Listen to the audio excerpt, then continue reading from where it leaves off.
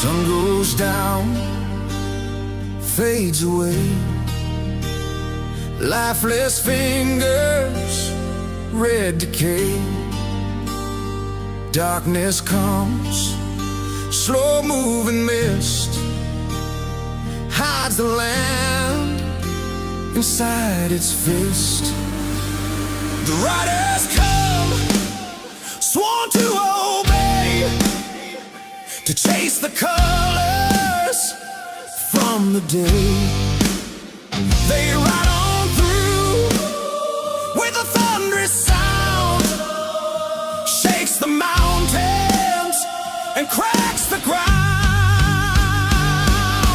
Power, can you feel that power? As night rolls in with the witching hour. Power, can you feel that power across the land? Can you feel that power?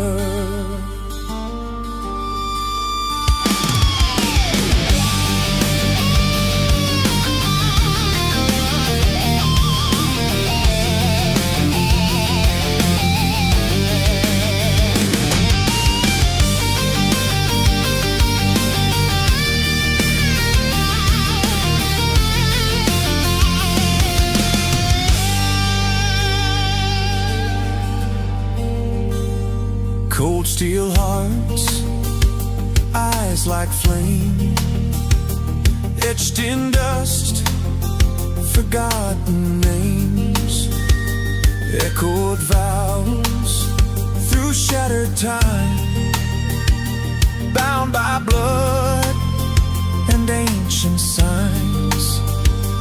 Engines howl like beasts unchained, blackened skies ignite the rain. Every step, the shadows cower when the ground bows to rising power.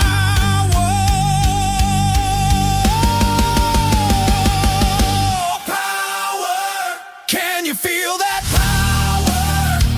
As night rolls in with the witching hour. Oh, power, can you feel that power across the land? Can you feel that power?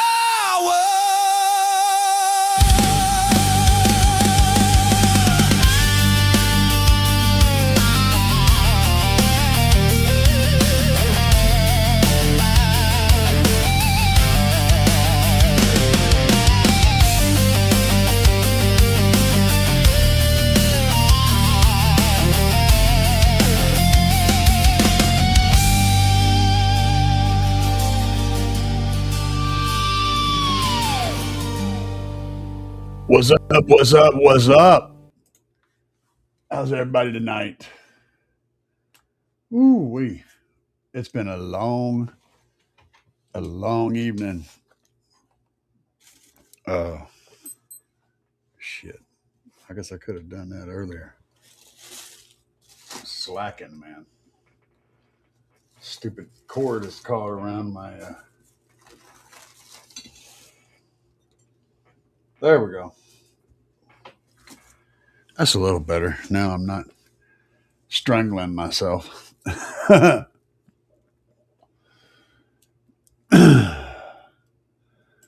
Let's see here. Hostile hair. What's up, man?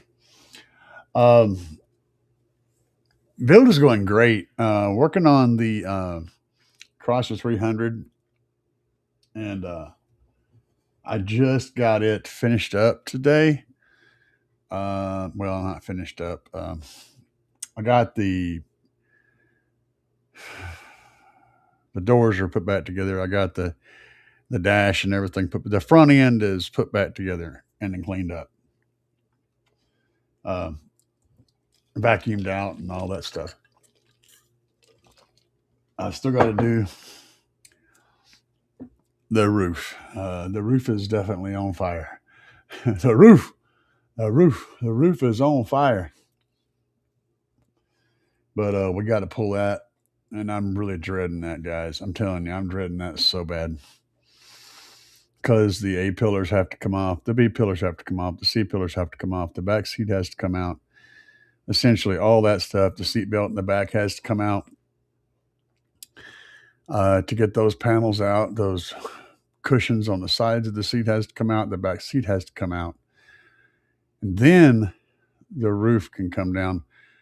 But I also have to take the sun visors out, the console, the overhead console out, the handles in the back, the oh shit handles in the back have to come out on both sides.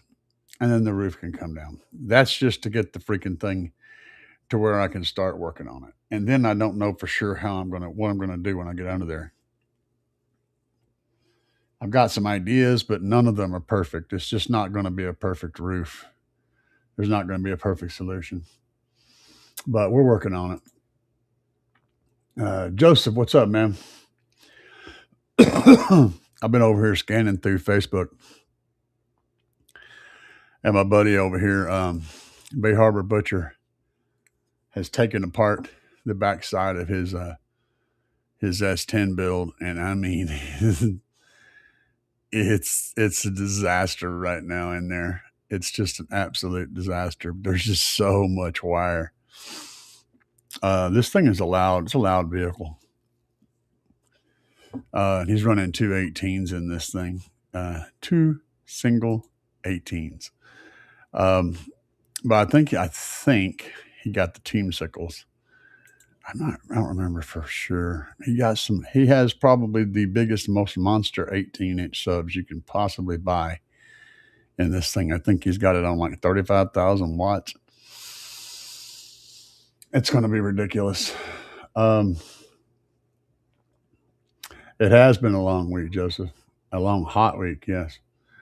Franco Quaid's happy 4th. It ain't quite there. That's tomorrow. We're on the 3rd. The kids are all shooting the crackers out there, but it ain't quite the 4th.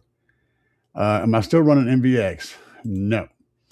Well, technically, I'm still running the MVX in the dash. And I do have the MVX speakers, the 6x9s in the back, although they're not getting power right now. I probably won't be running those. Well, I might be. I don't know. We'll have to wait and see. Because we have some 6x9s coming. We have some 6x9s coming in the near future with slaps. Some coaxials. I'm probably going to run those in the back. But I want to try. I'm trying my best to get the thing to be in a full slaps build from front to back. That's what I want to do. We buddy, it's sounding really good, guys. I've got to get it out somewhere where I can really beat the brakes off of it and then see how it's going to actually perform with some power on it. Because right now, everybody's off work and shit, and it's like, oh, I don't really even have any during the daytime time where I can kind of crank it up without disturbing my neighbors. So, and I've had it locked up in the garage, and I got cars parked in there. Tomorrow, I'm going to move the Tahoe out of the way and shuffle it around and put the Tahoe up by the garage and put the car behind it so that I can leave in the car whenever I want. And then I'll take it out and give it a good beat in and see how it's going to do. Maybe take it up to my buddy's shop, but he ain't going to be there because it's a 4th. Maybe take it up there at the beginning of next week and sit outside out there and work on stuff. That's kind of how I have to do it because my neighborhood's real quiet and shit. So, and I don't get up in the morning and do anything. It's too hot during the daytime, so I sneak out in the evening and go up to different places where I can play and listen to it and not have to worry about bothering people. That's how I do it. So yeah, I don't have any problem with the MVX drivers. I'm just trying to run all slaps. And I've been really impressed with how good they sound too, especially mixed. mixed the way I got them mixed. I got them set up to where my 8s are playing from 80 hertz to 300 hertz, and then the 6.5s are playing from 300 hertz up to 5K, and then the tweeters are playing 5K and up, all at 24 dB roll off, Linkmans Riley. And I'm debating on how the dashes are going to act. I had them right now; they're set up at 5K, so they're just basically like acting like tweeters. Um, but I haven't decided exactly how they're going to fall into this yet. I may end up having them be more of a wideband driver and just dropping the volume down low on them just enough to kind of pull the image up, but not enough to really be in your face, because the 6.5 sound way better in the vocal range. They have way more bottom end and body than those little 2.5 or 3-inch drivers, whatever they are. So I don't want them to. I don't want to pull the vocals there too much, because I wind up with the thinner sounding vocals, which you get with those little small mid drivers. Those 6.5s do a real good job of giving good body to the vocals, and I like that. So that's kind of where I'm at with that right now. I'm figuring it out. Drayton Alfred, what's up, man? Nice to see you. Niles said, a long time we don't chat. How you been? I chat. If you guys follow me on Facebook, I have a car audio enthusiast page, but it's a business page, and God, it sucks trying to use it for anything. The easiest way to get a hold of me is through email, caraudioenthusiast@gmail.com. Getting a hold of me that way is the easiest way to get a hold of me. I will answer your email. Also, if you have a question about some stuff, be sure to include information about it so that I know what I'm answering. And don't assume that I know about your build, even if we've talked about it before, because I've talked to so many people about so many different things that I tend to forget.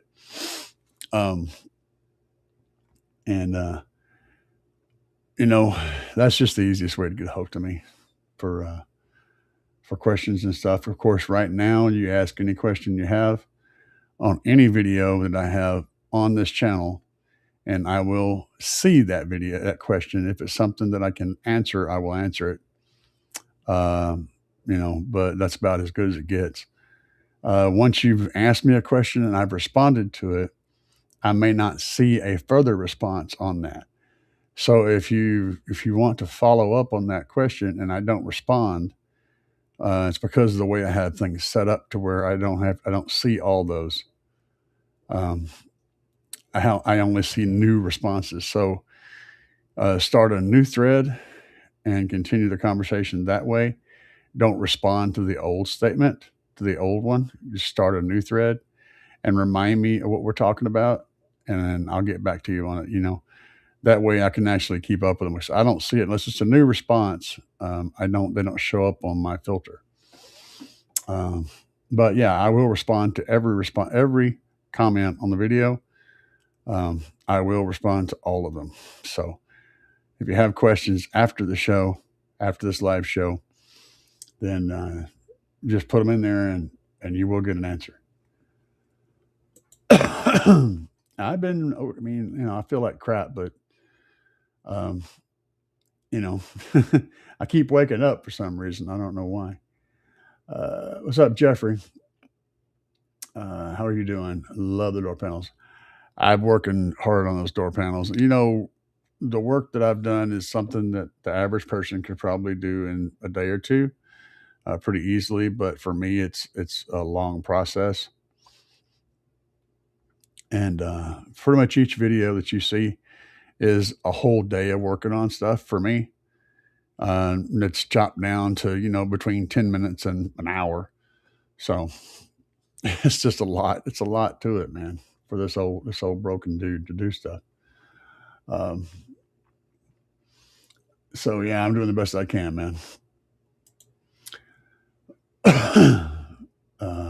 Bilto. Okay. I have that. I have my first Sundown M, and it's awesome. Hey, good subwoofer, man. Um, Good deal. Let's see. I don't know about that yet. I haven't the fourth order. I haven't decided for sure if it's going to be a fourth or a sixth. I will say that if it's a fourth, it'll have 618s in it. If it's a sixth, it's going to have 418s in it. Beyond that, I do not know yet. I will say also this: Chris's build, we're getting geared up for that. That'll be over the next few months. We're going to be doing 418s on a sixth in Chris's Escalade. It's going to get down with two 8Ks. So we're doing 418 Oblivions, and we're doing two Shock 8Ks on 418 Oblivions. We just got to get all the subwoofers. Right now, he's got one. So we need three more of those 18-inch Oblivions. And then we got to build the box also. So that's a thing.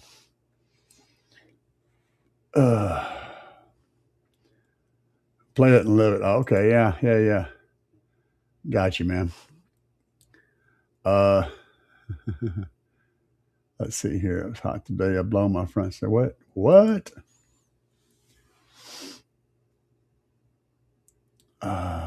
So hot. I blew my front stage and tore my 12-inch sub. That's not good. That's not good. Got to keep that freaking. Got to keep that heat down, man. Got to keep that heat down. Hostile Hair said, what DSP did I go with? I'm running the B2610, at least for now. And I have no issues with that. I'm blown away by how good that little DSP works. The only problem I have with the B2610 is the fact that it has 10 channels out, and I may end up needing more than that. If all you need is something less than 10 channels out, man, that is a stellar good DSP. And I am, what am I going to do? I'm using a Chinese radio, which all of them are actually, just a regular old Amazon radio connecting to that DSP with 2 channels. And it's doing stunning work. So yeah, can't complain. Steven said, hey, what's up? What's up, Steven? Nice to see you. Stu is in the house. What's up, Stu? Oh man, I didn't know there's somebody else going live tonight. Sorry about that. Was it is it Big Jeff that's live? I don't know. I hardly watch a Friday night. I hardly watch lives, really. I get them every once in a while. I like to watch Andy's live show whenever I catch it. But sorry about that if I interrupted somebody else's show. Or if I'm colliding with someone, it must be Jeff. Jeff's the only one I know I can think of. But nice to see you decided to join us, brother. Michael Burt. Yep. I need more speakers. Everybody needs more speakers. Douglas Johnson. You have you're rocking that big Jeep, right? Make sure I have the right Douglas, because I am I'm horrible with last names. Yeah, you've only got like 246 or something like that. You know, you got room for more. You guys, he has an absolutely obscene amount of speakers in that Jeep. Yeah. If it's who I'm thinking it is. Yeah, it is. Okay. I thought that's who it was. Yeah, he's got a crazy Jeep. I've got videos of it. If you've seen the videos on my channel with the Jeep that's got like a million speakers all up in the top of the headliner and all around the doors and everywhere, oh, that's that guy. And it's kind of bonkers. I had the same. See what we're doing here. Joseph said rebuilding to Michael Burt, but I'm on YouTube. Gotcha. Oh, replying to Michael Burt. Okay. Oh, okay. Now I'm caught up now. Had to think about that one. I have the same one that works great. They make a 612 net. Yeah. Um, and I've been studying on that one. And uh, the March is also doing the 612. From what I can tell, they're basically the same DSP. I know the software will work on either one.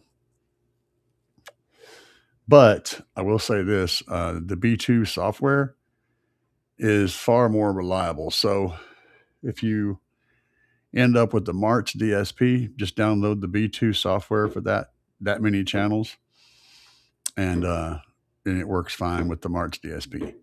Also, I think the March DSP is actually good. God, with these firecrackers, I think the March DSP is actually more expensive, but I'm not sure.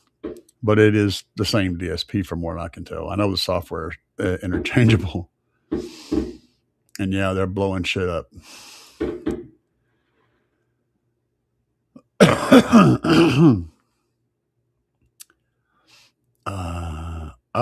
Oh yeah, sorry. Yeah, no, I have two. Yeah, I have a vertical and a horizontal one running. So yeah, it just depends on which format you prefer to see things on.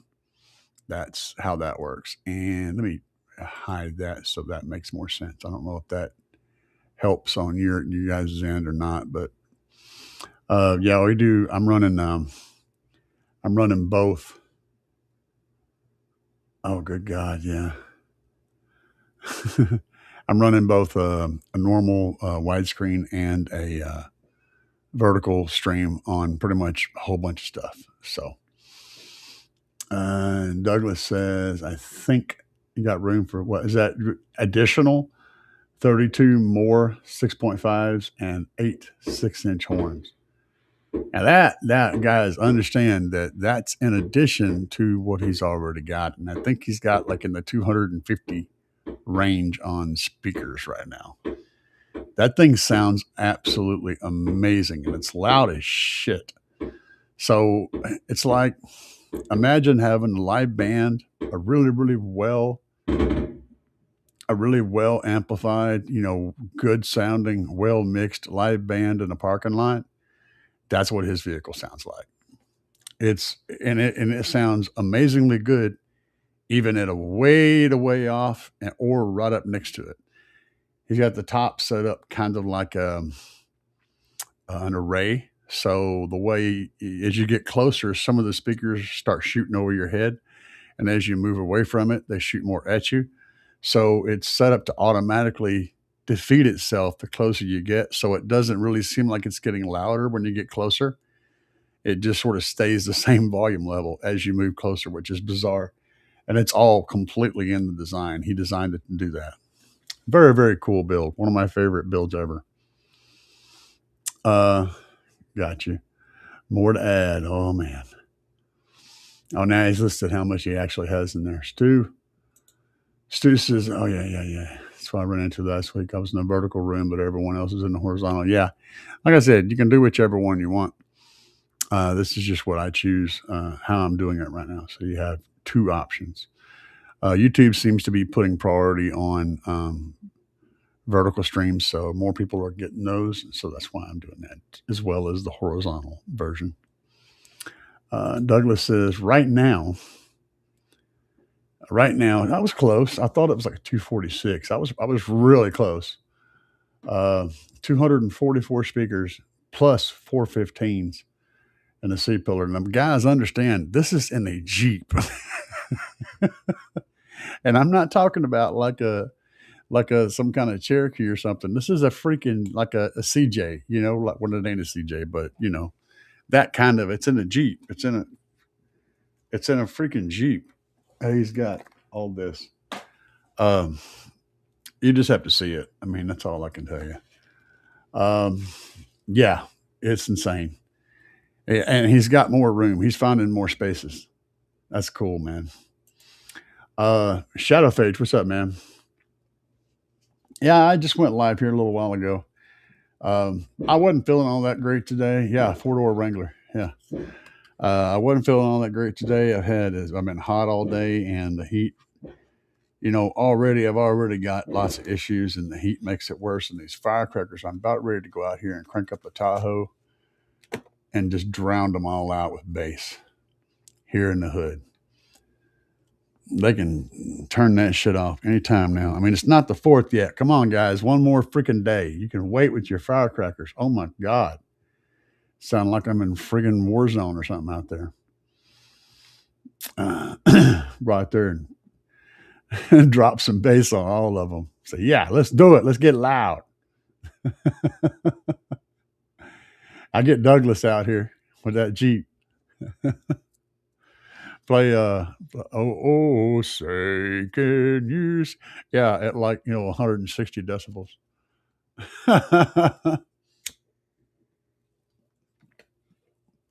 That'd be good, man. I'm glad you're here, Shadowphage. I'm just trying to get 4 8-inch and 1 10-inch in each door. Wow. Yeah, dude. Yeah. Wait a minute. Let me go back here for a second. I'm gonna pull something up. It's gonna be the old build though. This is back when he had much less speakers. Let's see if I can find it.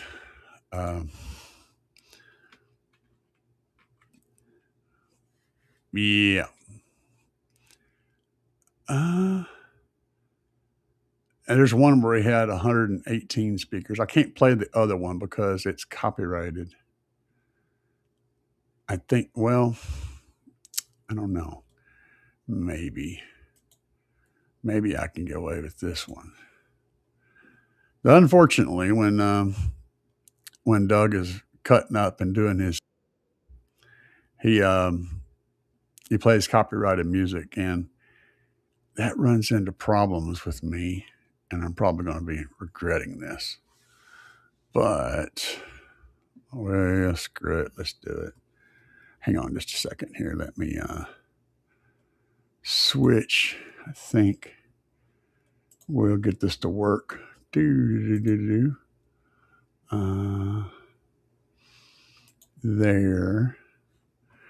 And then let's blow that up to there. And then do that. This might work, so hang tight, guys. Yeah. Are you sure? All right. Can you tell me about this Jeep, please, sir? Way too much money in it. Give me try to give me a list. Let's see. There's 242 loudspeakers, horn tweeters, 415s, 4 rootless 10Ks. Altogether, 24 amplifiers, 20 highs amps, 4 subwoofer amplifiers, 2 500 amp alternators, 9 XMAX 90 batteries, 810 amp hours of LiPo 4 batteries. Motors, 3.8 liter, supercharged, 11 pounds of boost. So it'll go play in the mud too. Oh yeah. Not just loud. Yeah, this ain't a pavement.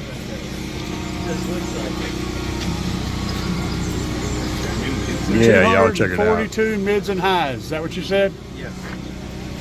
That is 15-inch dreamsicles. 4 15-inch dreamsicles. We're gonna take a little peek on the inside here. He's gonna give me a little bit of a view. Oh, nice. That is a sweet box, man. Hey, y'all take a look at this. This is where it starts to get bonkers. Just crazy. And Doug is a crazy man, by the way. He's a psychopath. Bonafide, certified psychopath. There's speakers down there. There's speakers in the doors. And that's cool. I like that. It's class, right? Classy. And it has lights. The tweeters, the mids have lights. Both the front doors are loaded down with speakers. The roof is covered in speakers. And then, of course, the actual roof is covered in speakers. And he uncovers it when he gets here. He's got his top on there. Got a snorkel because he does play in the mud. It is a pretty much a crazy vehicle. Let's sneak around here and get a shot of this other door. Yeah. So yeah, door. There's tweeters down there. I mean, like, you know, I think there's a couple of spots in there where you could put a couple more speakers. Yeah, I might add 16 more. 16 more? Okay, fair. Yeah, now, guys, remember, I can't play anything that he plays at the show. Unfortunately, he plays copyrighted music, and it would jack me up copyright-wise. Yeah, four-door Wrangler, he says. Steven, I have a 2015 Volkswagen Jetta. What type of subs would I recommend? Got 210 or 212s or 115 with a 2001. The slaps, I would have to, okay, so what I would suggest is that you look at the airspace that you've got that you want to give up in the trunk. Two things. First of all, you need to know what baffle area you're going to be working with. That's the important one, really, for figuring it out. If you're going to fire them forward, then you're going to need to know how much baffle area you have in the space that you're going to fire forward. Same thing backwards. And also need to know how much airspace you can give up, internal airspace and external. So you get your external measurements of your box, make sure that those measurements will fit through the trunk that you're going in. And then just subtract like 25% from that, and it'll kind of give you a ballpark of the internal airspace that you end up with. Once you do that, then you can figure out what subwoofers are going to work well in that airspace that you have. I'm going to go on a limb here and say it's probably going to be 212s, most likely. It's probably going to be pushing it. They're like 12s generally take around 2 cubic feet per sub internal volume. Let me look and see what the slaps Oblivion 12s, or yeah, let me just look and see what's available here. Let's jump back over here. So if we're looking at the Oblivion 12s, they're both going to be the same as far as what we need to know. They are 1.9 to 2.4 cubic feet, which is what I said, about 2 cubic feet per sub. And they're rated at 2,000 watts RMS, and that is a solid rating. They'll handle significantly more than that. So you could probably run them on the larger size. I'd be looking at like a 5 cubic foot internal volume for 212s. Running a 2,000 watt amp, or even running the Slaps 5K. I would probably run the 5K. Yeah, I would probably run the 5K on 2 of these at between these numbers. This is a good spacing. If you're running the 5K, I would probably push more towards the smaller number of the 1.9. And if you're going to run 2,000 or 3,000 watts on both subs together, I would probably push it a little more towards the 2.4 cubic feet. You're going to be have more flexibility there. These are the same motors that are on the 15s and 18s. These things are massive. These motors are really, really big. They are genuinely massive subwoofers. That motor is like 10 inches across. It's huge. They weigh around 50 pounds a piece. They're solid subs. Run those two in your setup. I would probably run those two on me personally, on the 5K. You could run them on an 8K, but I would probably push them toward the 5K. So, depending on your electrical, that's kind of where it's at. If your electrical can handle that, then that's what you want. The 5K or the 8K, either one will do the job. If it was me personally, I'd be running the 8K on those two, but you'd also need a lot of amplifier power. I mean, a lot of battery power. That's the key thing. See, people don't think about that. 8,000 watts, that's going to require, in the neighborhood of 600 to 800 amps to run at full tilt.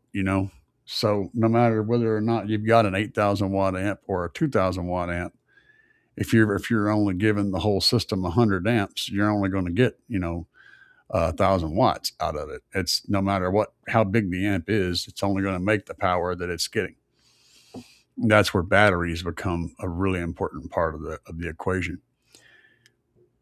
But if you've got enough power to supply it, either one of these two will do the job. I would lean more towards running the 8K on 2 of the 12s. But if you don't have the baffle space, or if you have more baffle space but you don't have as much airspace total, then you could run a 15 instead.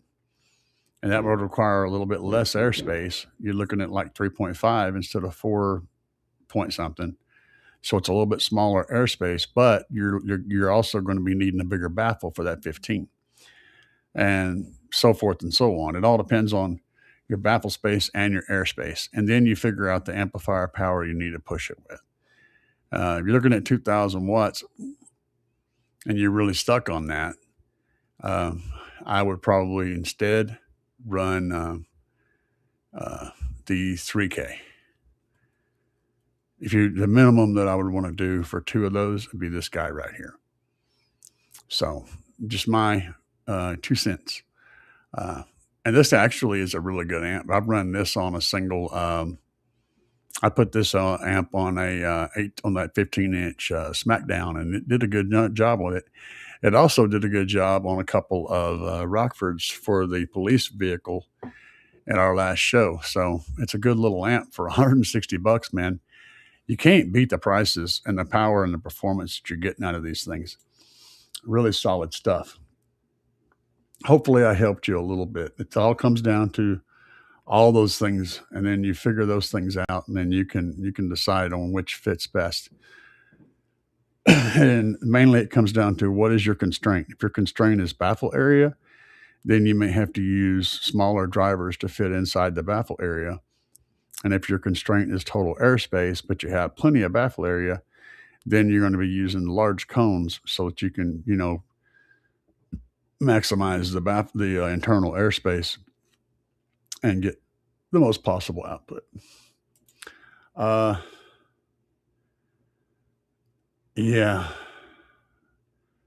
man, it was rough. It was rough and hot. Let's see here. Same here. Stu said, so I got to do a radio and backup camera in an 02 Buick Rendezvous today. Well, that sounds fun. Whole damn vehicle's assembled with those vampire clips.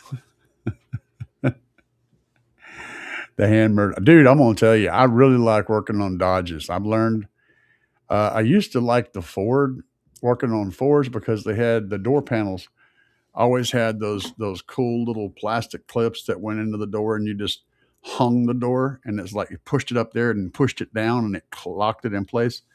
That was the easiest thing ever. But then I started messing with Dodges, and Dodge literally builds the entire car out of like 1-inch freaking panhead screws. Like you could take the whole interior of the car apart and then throw away every screw and put it all back together with a box of 1-inch pinhead screws. I really like working on stuff and the ones that I don't like now is Chevys. Chevys suck to work on. So yeah, that's my new thing. Doug says demo purposes only. Pretty. It's Travis. What's up, Travis? How are you here tonight, man? Glad to see you. Uh, Travis has got crazy stuff. Travis's shit changes about every day. So he'll build some shit and then it'll be really good. And then as soon as he goes home, he tears it all out and rebuilds it again. He likes to torture himself. That's pretty much how that works. But Travis has always got some loud shit. He's one of those guys that once you meet Travis, you've met one of the nicest people in car audio.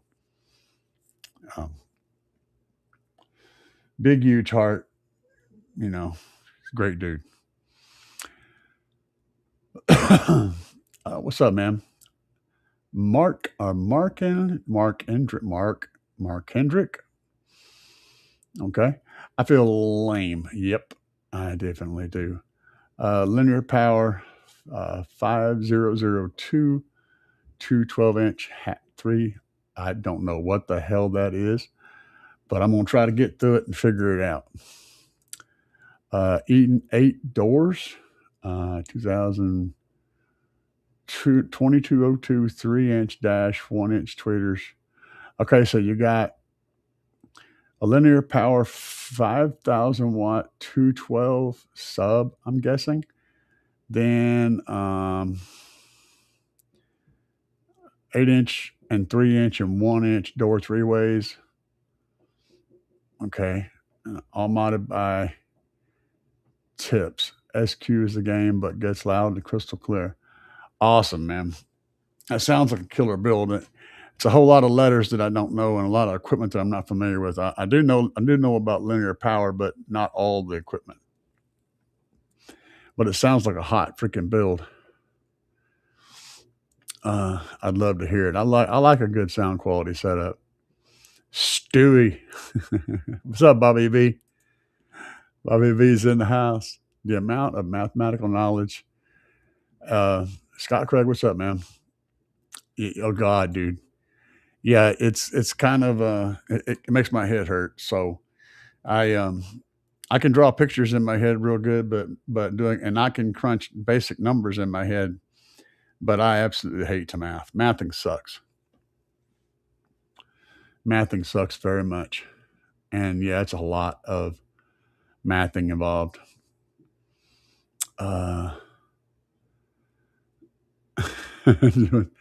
Doing very well on 10s. Awesome. Yeah, see, the thing is, man, it ain't about everyone's stuck on that thing, where 10s, 12s, 15s, 20 or whatever. Yes, more cone area equals better. Yes, 100%. But only if you've got enough airspace to support it. If you don't have enough airspace, you're going to get more. If you put a set of, say, it's like 2 15-inch subs in a box that robs it of airspace, it's not going to play lows very shit. It's going to play lows like shit. It's just going to be a real high pitch box. It'll sound tight and all that, but it's going to be real high. It won't play lows at all. You're also probably going to burn up voice coils because the sub won't be able to properly move in the box and actually move air over the coils, and you're going to smoke coils. And if you build a box too big, you're going to tear up spiders and suspensions and stuff like that. It needs to be properly sized. So getting a box that's properly sized for the subwoofers is going to give you far more clean, low, wide range output than putting cones in a box that is too small. So there's that. Everyone wants to go big, and I understand that, but you have to understand you got to give up a lot of airspace for that cone area, because that sub has to be able to compress that air properly to move properly to work within its perimeters. If you're asking it to work with far less airspace, it's like trying to drive a car with no suspension system. It's just going to beat the crap out of you. It's not going to do anything. It's like driving a go-kart really fast on a bumpy road. It's just going to bounce all over the place. Yeah, it'll be fun. You're going to wear your butt out, but you'll have fun. But yeah. The quickest way to burn up a voice coil is to clip it real hard And especially whenever you're playing high notes and you got no movement for the too tight of a suspension, the sub can't move, and you're going to smoke a voice coil real fast. I'm running stock alternator and a battery right now. That was good information, but if I have to upgrade, I guess I will. Yeah, you're going to need to upgrade, because right now with a stock alternator and a stock battery, the best you're going to do is run about 1,000 watts, and I mean that's going to be pushing your luck. Can you get those subs to play at 1,000 watts? Absolutely. They will give you about 80% of what they have in that 1,000 watt range. They'll give you quite a bit. You'll be really surprised how much power, how much bass you can get out of even 500 watts. So don't let that scare you too much. But even running 1,000 watt amp, you're going to want to have, you're going to want more backbone, more spine. You're going to want a good, think of it like this. A good rule of thumb is 25 amp hours of lithium for 2,500 watts of amplifier. And then you can scale that up as big as you want to go. That's a really good general rule of thumb. That'll get you in the ballpark. Because and I said lithium, not AGM. AGM is completely different because it doesn't take power in very well. AGM only charges at like 0.5 C. So if the AGM battery is capable of putting out, say, 300 amps, it's only going to be able to take in half of that. If it's 1,000, say it's a 100 amp hour battery, right? That means at 0.5 C, you can only take in 50 amps. And if you're running a 500 watt amp, then that means that battery can keep up with it. But anything bigger than that, and they're going to run the battery out of power.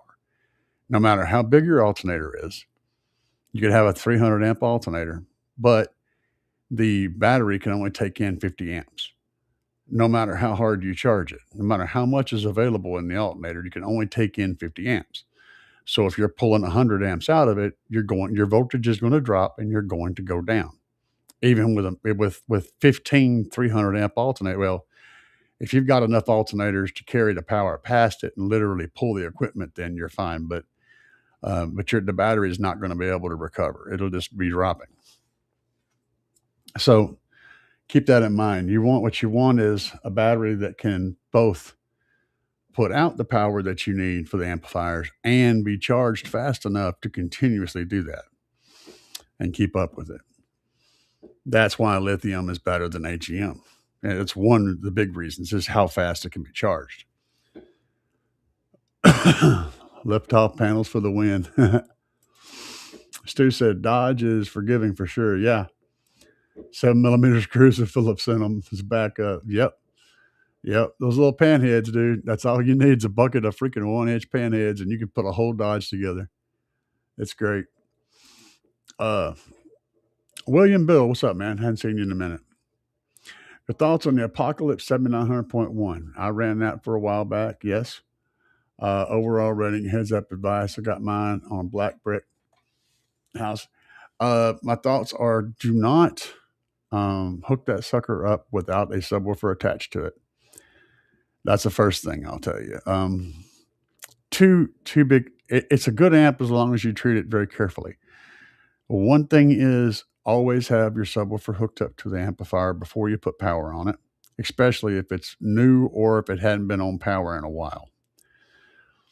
Number two is make sure that you keep the voltage and the power up on it so you have good solid runs, possibly doubled up runs on your inputs. Don't let it starve for power. Don't let it starve. I mean, ground, power wire, all that. Don't let it starve. And make sure you've got a subwoofer hooked up to it whenever the caps need to be charged so you don't have that hit, because that's what I think killed mine, was hooking it up without subwoofers hooked up. That's when I made the mistake. But it ran fine up to that point. So I never had any issues out of it. Just treat it gently. And I do that with all amplifiers now. I don't mess around anymore. I have a subwoofer on that amp before I hook up the power to it. I don't want to have any issues. Scott said, I wish you guys were able to see people's faces when they roll into a parking lot. I run to the parking lot with them bumping. Definitely anxious to see what Dustin comes up with as the next for that spring competition. Oh yeah, it's going to be absolutely lit, guys. Um, I think Dustin's going to be in the 60s, and it's going to be stupid. So, but it's always that's going to be one monster event, and I'm hoping to have both my all my stuff together because I want to compete with Dustin. We're literally going to be in the same class, um, and actually, I don't know. It's a little different. I may actually be in a class ahead of him. I'm not really sure, but if we're not in the same class, we're going to be close. And and him with 218s, and I don't know what for sure I'm going to have yet. But if I have uh, or if I have 618s in a fourth or 418s in a sixth, I should be louder than him, but I don't know. Because he's got some monster 18s and he's got them in a very small cabin area. And he's doing crazy, crazy mad scientist stuff. So right now he's louder than me as it is, with less cone area, but he has a lot more power. And his is not really drivable. I mean, it is drivable, but good God, you wouldn't want to drive that thing. It's a lead sled. So it's technically drivable, insured, probably insured and licensed and everything. I don't know. It's a weird kind of a comparison, but he's louder than me for sure. Uh, I know that. At least he was before he tore out. So yeah, it's going to be good. William Biddle, holy stars! He must be talking about that Jeep. A linear 15, which I think it was red or blue back in 1991. It sounded, I don't know. I only had three wires coming out of the knob, and it was a monster.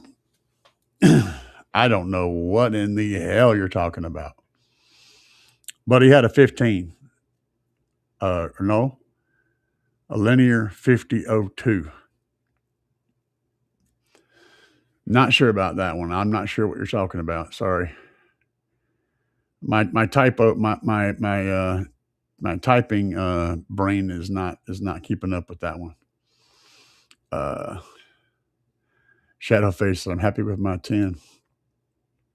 Waiting on alternators to supply current for dynamic music is another whole discussion. Yeah, that's the kicker with that, because they literally cannot supply power to dynamic music. Alternators are very reactive, and that's a problem. And they're very slow to react. It's not like they give you soft hits; they just don't. They're good at refilling the battery, but you got to pull that power from somewhere. Whether it be a huge cat bank or a battery bank, something. And overkill is usually what I recommend when it comes to powers. Itty bitty boom changed my life. Hell yeah. Nice setup. Nice setup. Nice to see you, man. What would I recommend on upgrades? Stephen Brought. I've done the big three, and that's about all. What kind of battery alternator should I go with? I've had really good luck with my Team GP alternator. So, and also the bracket. So if you want to run multiple alternators, or if you're just running a switch to a different alternator, I would look at Team GP. So go over to GP Car Audio and look at the Team GP alternator kits. They got singles, doubles, triples. It depends on your vehicle. Some vehicles it's not available, but Tyler ships all that stuff with a high quality belt that's already set up for the right length. And everything, it's basically a plug and play kind of a deal. And the brackets are real high quality. They don't bend and flex on you. It's good shit, man. So that's where I would start.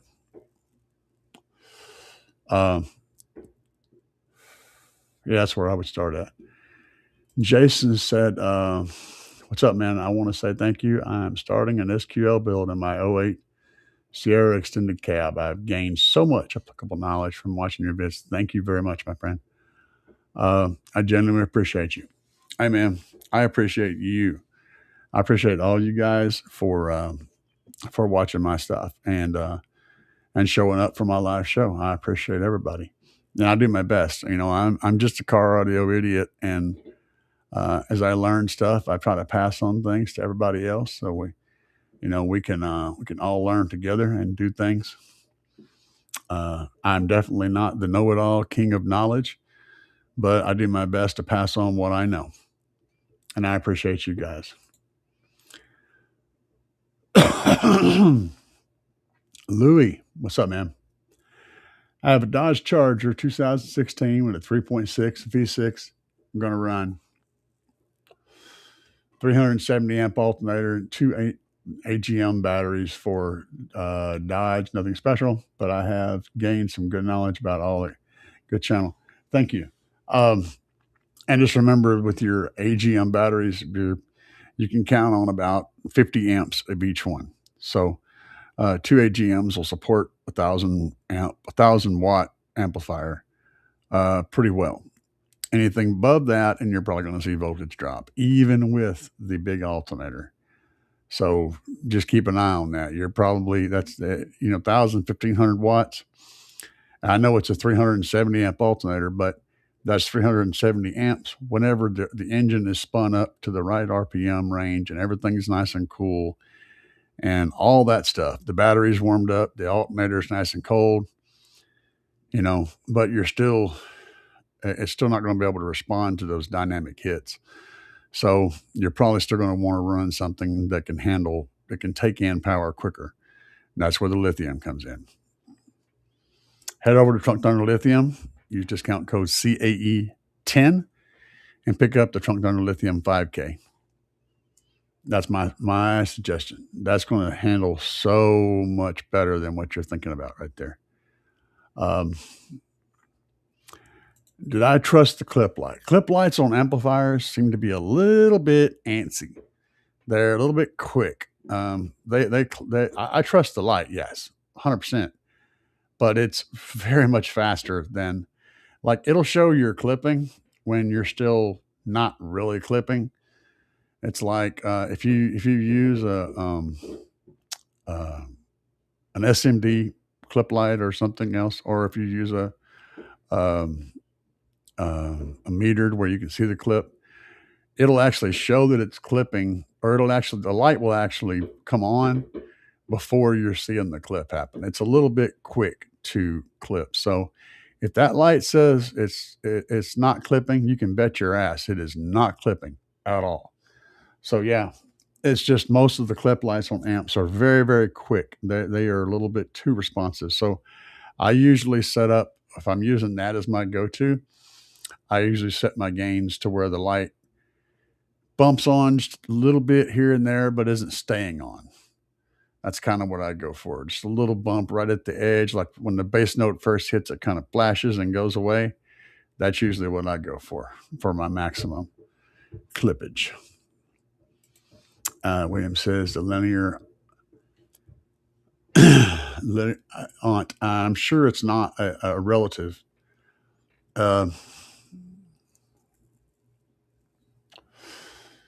Amp, I'm sure that's amp. That linear amp was what I remember from the late 80s, early 90s. It said 52. I believe it was just 500 by 2. Okay. That sounds about right. But it put out way more than that. Yeah, it depends. It depends on a whole lot of things. That was a time when cheater amps were a really big thing. So I can totally believe that.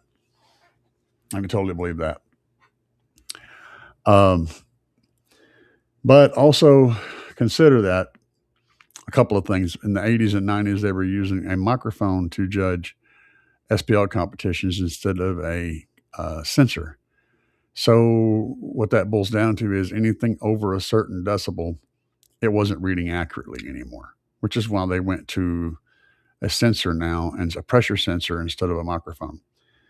because it's more accurate. And so if you were pulling, say, a 160 in the 90s, that would probably be closer to a 150 today, because of the different measuring techniques. But beyond that, just seat of the pants loud. You can get surprisingly loud on very little power if you have the right enclosure and the right vehicle. Enclosure is a huge part of how loud you are, but loud also is a trade-off. You're always going to trade off one thing for another. You may trade off loud at one frequency for a wide band, for example, or you may be trading off loud for practicality. When it comes to SQ, you may be trading off loud for sound quality, but you're always going to be trading something for something else. And if you want all those things, you're going to be trading all that shit for money. You're going to be spending a whole lot more money, and you're still going to be giving up something. You're always going to give up something to get something else. But yeah, back in the day, we used to build really efficient boxes. So the boxes were all very, very big.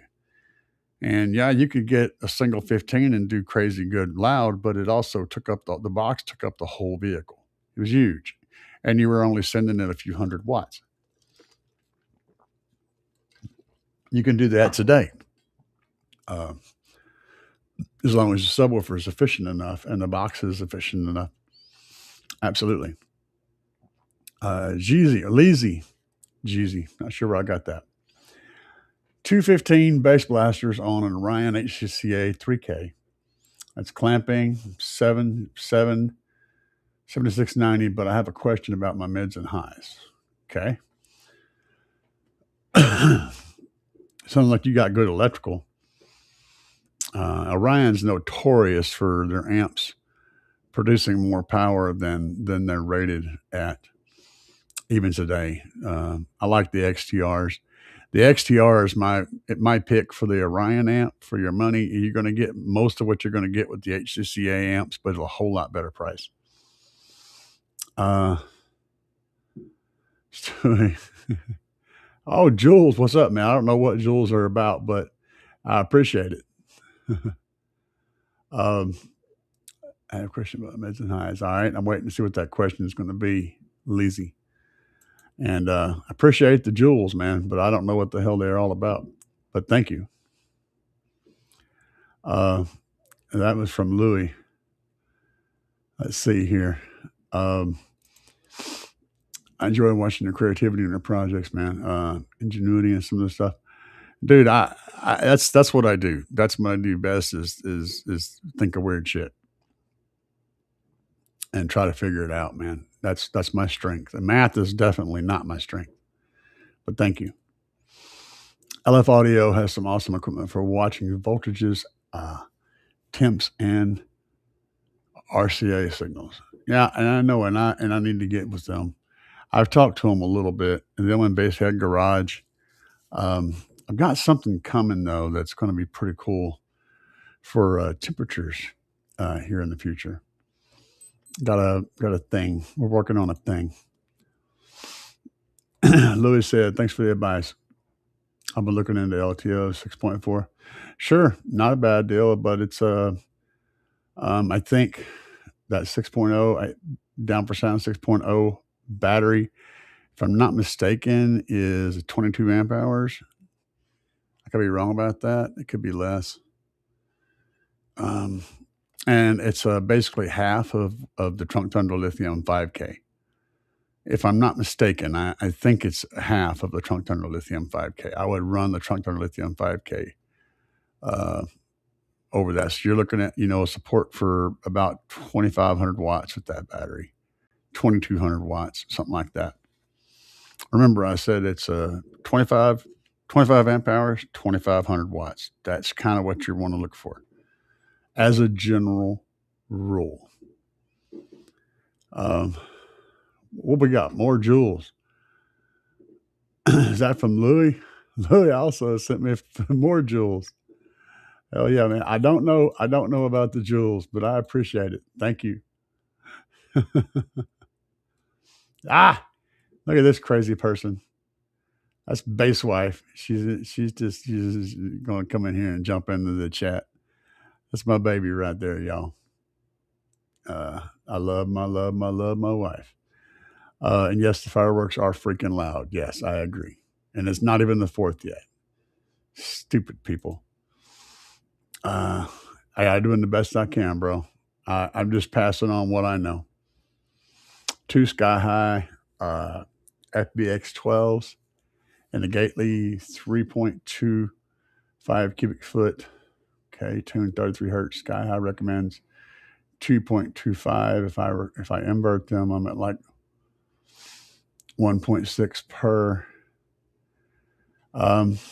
Okay, let me reread this before I advise on this.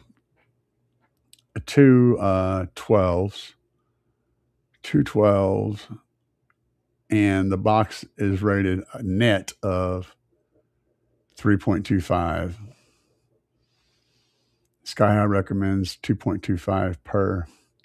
Yeah, I wouldn't run that, man. That's not what you want.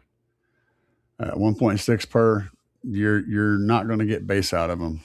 I mean, you'll get drums and like 60 hertz and 70 hertz and stuff like that's going to hit hard and be very responsive, but you're not going to get any lows, and you're probably going to smoke the coils if you try to. If you put enough power on them to try to pull bass out of them, you're going to wind up burning the coils up. So I would not suggest that.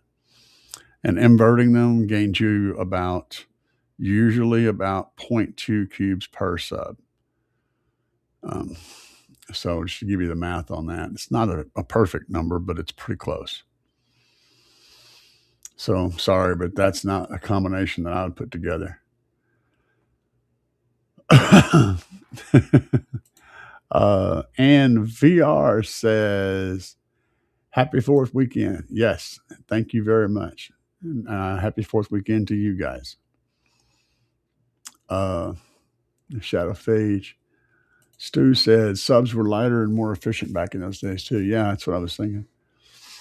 Where the large boxes come from, minimum compliance to extend those low frequencies. The trade-off is power handling. Yeah, but you didn't need a whole lot of power if you have a giant box. See, the whole entire ecosystem changed.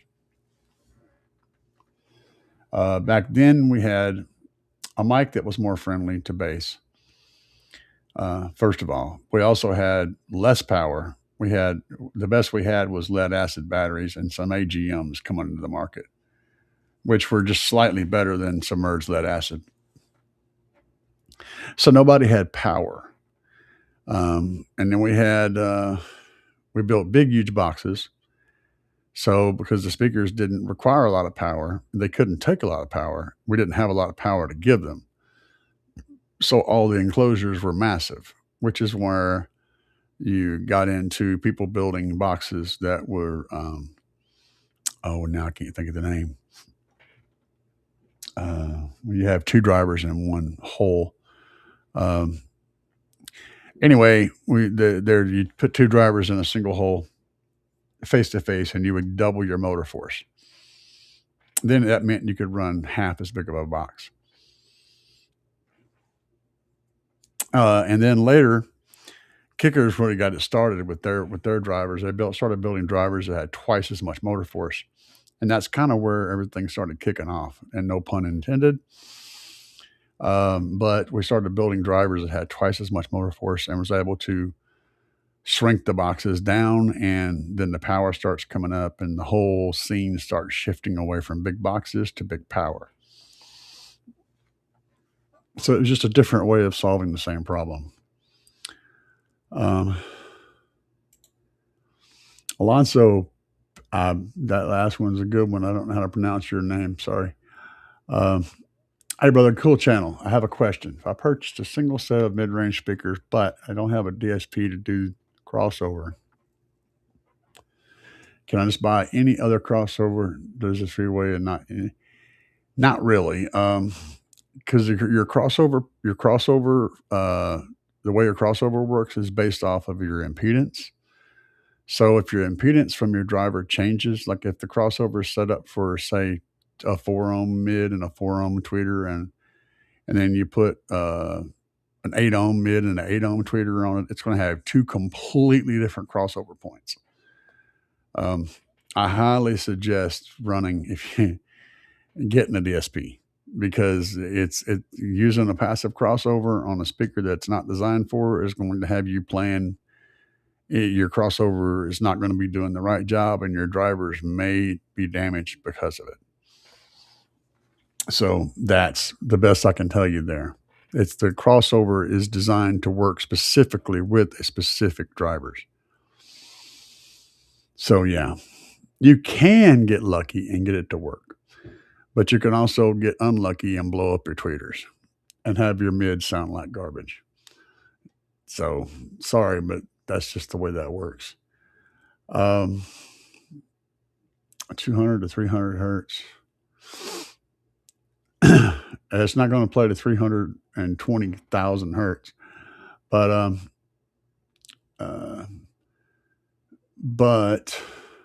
because that's impossible. Let's see, a three-way user said my mid-range can play from 200 to 320,000 hertz according to the specifications. Give you drive euphoria, pushing them from the slaps.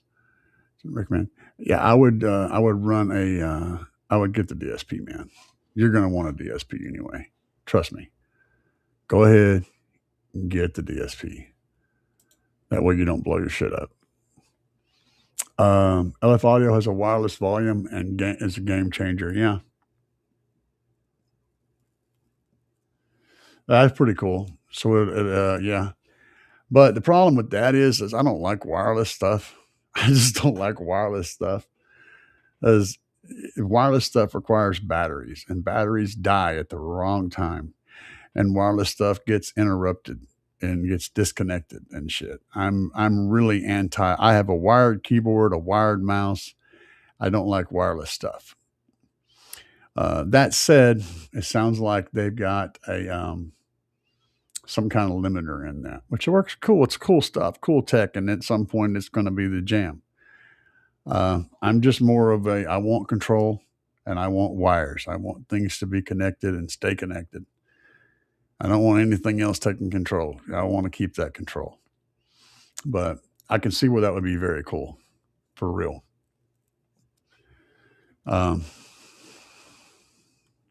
Yeah, that is cool sounding. Scares me a little bit though. My question is on my word. I can't even talk.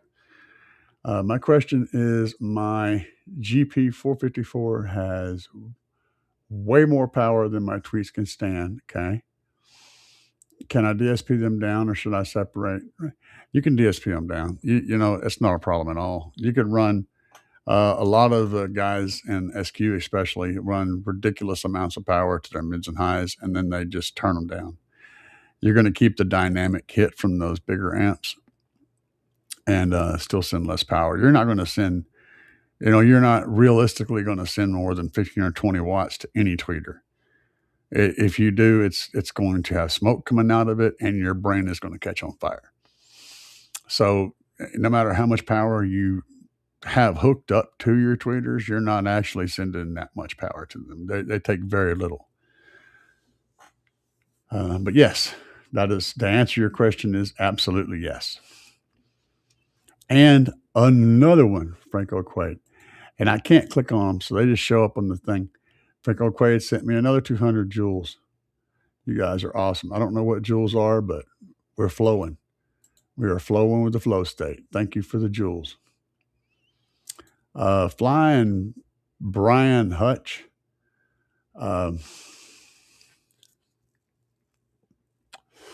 212s, 410s, all sealed boxes on some MVX monoblocks and a couple of Kicker monos.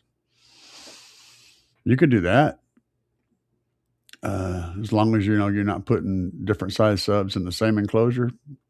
And getting them to work in a car can be tricky, and some people pull it off. And there's a lot of really amazing builds that run that. So they can be done. It can absolutely be done. It's not something I would recommend for a novice because there's so much potential consolation and stuff that happens in there. So, but yeah, if it works, it works. I've heard some amazing builds with a variety of subwoofers like that. Dubby, what's up, Dubby? I had to fix mine. It stopped chewing on the positive. I stopped. I stopped chewing on the positive and negative cables. It was just too spicy for me. I hate when that happens. Isobaric. Yeah, thanks, man. Couldn't think of it. Yeah. I could not think of the name of that configuration to save my life. And then, of course, Cooker came out with the Solibaric, which is a subwoofer that acted like had the motor force of two speakers put in isobaric configuration. That was a really big moment in car audio history that most people don't even know about. Was that the switch? That was when the motors became so much more powerful, but it also needed more power. So there was a major shift in all the big car audio stuff when that happened. Major shift.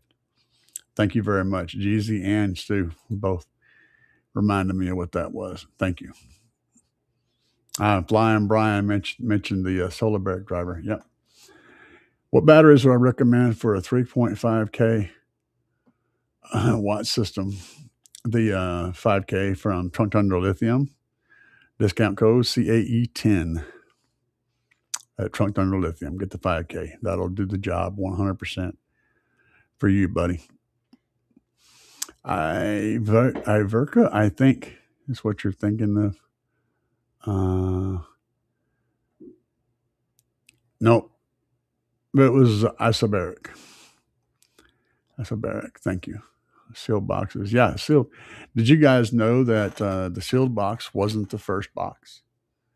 The first subwoofer boxes were all ported boxes.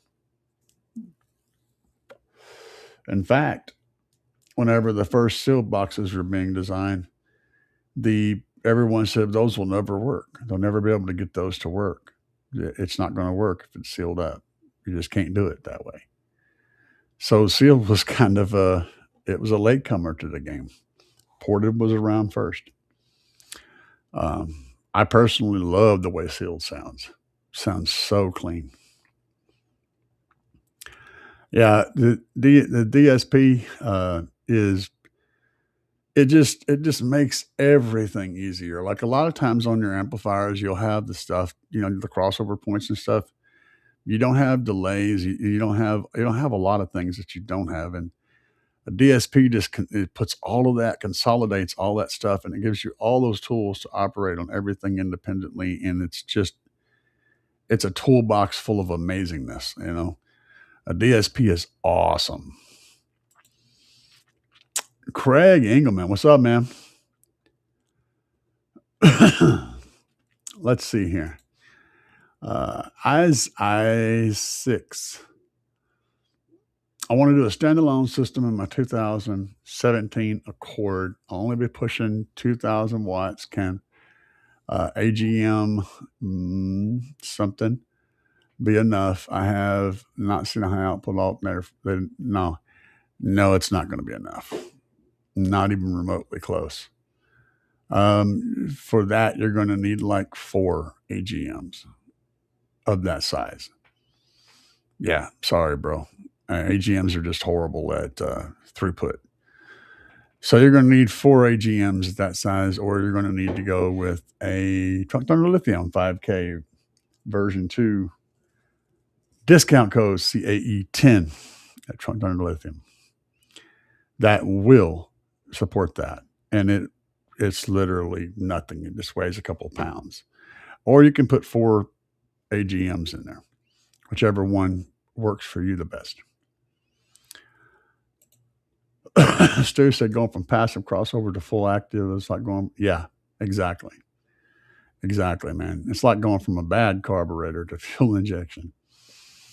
It's a huge game changer. LF Audio had its own wireless protocol. That's very cool. Like I said, I'm not a big fan of anything that's wireless. It bothers me, and it's just me personally. It isn't like it's bad or anything. It's just I don't like wireless things. Um, and we got another. Louis sent me some jewels. We got more jewels. Uh, Flow State. I can't show this for whatever reason. It won't let me click on it, but I do appreciate it. I appreciate the jewels, although I have no idea what they do. I appreciate them. Thank you very much. Um, oh, I got you. Facing up, sweet. Oh, okay. Ah, okay, cool. Thanks. Somebody finally told me. Jewels on YouTube are a digital currency that viewers can purchase to send virtual gifts during vertical live streams. Awesome. Okay. Now I know. Well, thank you guys. I appreciate you guys. I appreciate the love. Uh, yeah, $1 a watt. And it was about, and honestly, it was about $1 an inch for a subwoofer too. So a decent sub was about $1 an inch. For a 12, it's about 120 bucks. I remember that. That was really, really common. Um, Gas was about $1 a gallon. Cigarettes were about $1 a pack, a little more actually. Milk was about $1, a little more than $1 a gallon, and subwoofers were about $1 an inch, and then amps were about $1 a watt. Yeah, I can remember all that. Funny thing about milk and cigarettes and gas. Here's some weird shit for you guys. Milk, a gallon of milk, a gallon of gas, and a pack of cigarettes are almost always very close in the same price. Figure that shit out. They have been for years. Um, Jason said, question, head unit has low preamp output. Would adding a line driver pre-DSP change the pre-output? I would put the line driver after the DSP. Most DSPs have got a pretty good line driver in them. Like the V2 is a 4-volt output. So but if I was going to boost that, I would put it after the DSP, because the DSP is going to put out 4 volts, period. Or put out whatever voltage it's going to put out, no matter how much you're feeding into it. And most of them don't really want to be fed with giant amounts of power. So if I was going to put a line driver in I would put it between the DSP and the amplifier. I really like the WaveTech line drivers. So if I want to use a line driver, I'd probably go with the WaveTech line driver. You can look those up. They're good. But most DSPs will have a good output anyway. And what was the rest of your question? Would it change? I wouldn't say it's going to give you any real benefit unless your DSP has a really low output. In that case, then yes, just crank it up and check the voltage coming out of the DSP. If it's like 1 or 2 volts or something, adding a nice little WaveTech line driver to it will give you a little more voltage, and will probably help, depending on what amplifier you're running. Some of the modern amplifiers don't want high voltage, and I don't understand that. Like some of the tar amp stuff, I think, is like capped at like 2 volts. I don't know. I don't understand these things. We were running like 9 and 10 volts back in the day. Passive rads. First from Kicker. No, well, yeah, they were. That was a Kicker thing also, the passive radiators. That was for truck boxes. Because a lot of people, all right, so many people in the youth crowd had pickup trucks, and most pickup trucks were single cab.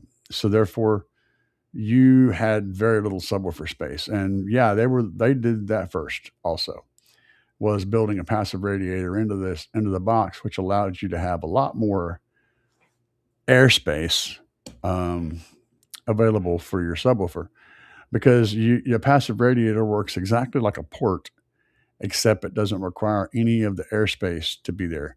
You don't have to have the port geometry inside the box. The passive radiator is the port, and it's tuned by how much weight, how much mass it has mounted to it.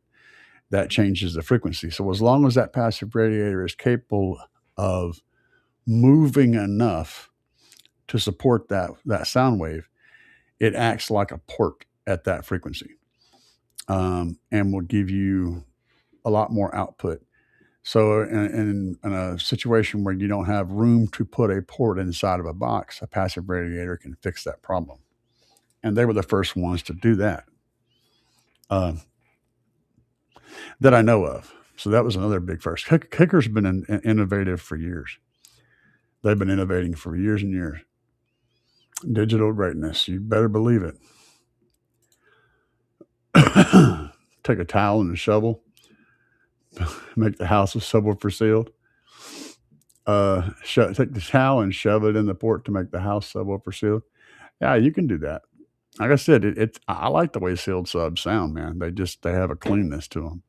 You lose the bottom end, wherever the port's tuned at, you lose that bump. But I mean, I just like the way they sound quality wise, 100%.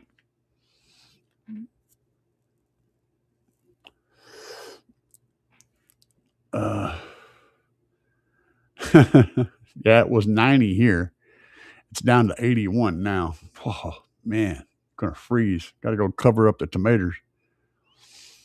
Have you ever tried the charge pumps? Don't know what that is. I'm sure you'll tell me about it somewhere in the comments down here. I need somebody to tell me what the hell charge pumps are. I don't know what charge pumps are. I remember having two 400 watt, 12-inch Rockford Fosgates on the Soundstream. Said, "Hey man, that probably was." I've got a couple of 500 watt audio dynamic 12s. Got one hooked up to my desk system right now. And if you put 1,000 watts of real power on them, those things absolutely will get down. They will really, really get down. So yeah, no problem. I used to have, my favorite old school sub was the JL W3s. I had a pair of JL W3 15s. I had them in multiple boxes, but I had them in a sealed box that I really liked. And I had them on a 1,000 watt Memphis amp. That was one of the chrome amps. It was just like chrome with little ribs all the way across, a solid chrome amp. It was 1,000, or it was called a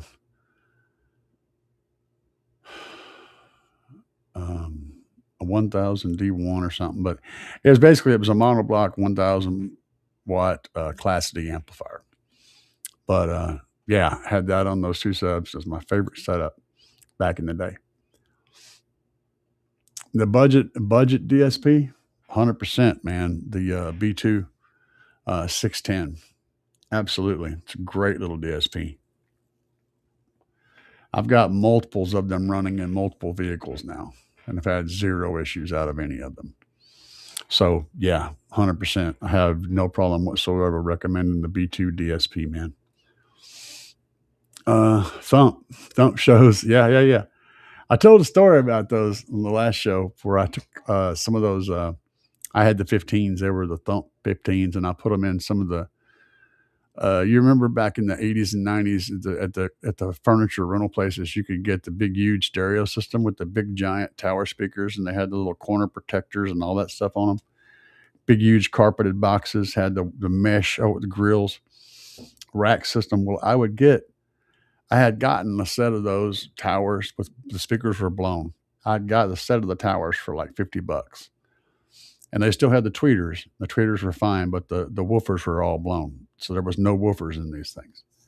And I got them for like $50. And then I ended up buying a bunch of those Thump drivers and loaded the thing up. And God, they sounded amazing. I mean, we weren't putting a huge amount of power on them, but yeah. Stu, you must be over in New York City area there. At $9.80 a pack.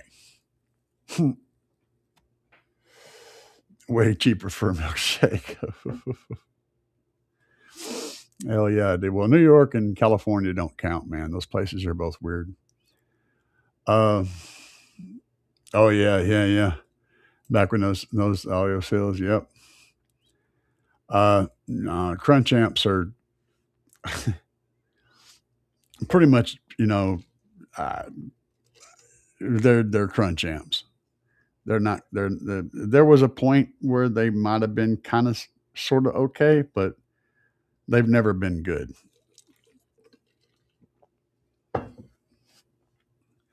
Never been something I would write home about. No.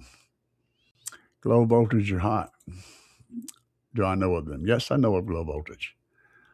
And yeah, they do some cool stuff. You just got to watch different things happening all the time. People, they run a whole bunch of different sales and run stuff, and I like the quality. It's not about the cells because they're all using similar cells. Sometimes they're using the same cells.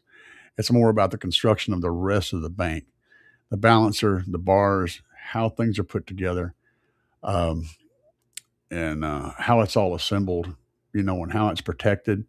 That's the more important stuff. And so that's what I look for when I go for banks. And I have not done a trapped horn yet. Have I looked into trapped horns? No, because I'm a forgetful old bastard. And I apologize for that. Kicker use the passive radiators. Yeah, that sounds about right. 82. They called them the ass kickers. It was Stillwater Designs. It wasn't Kicker.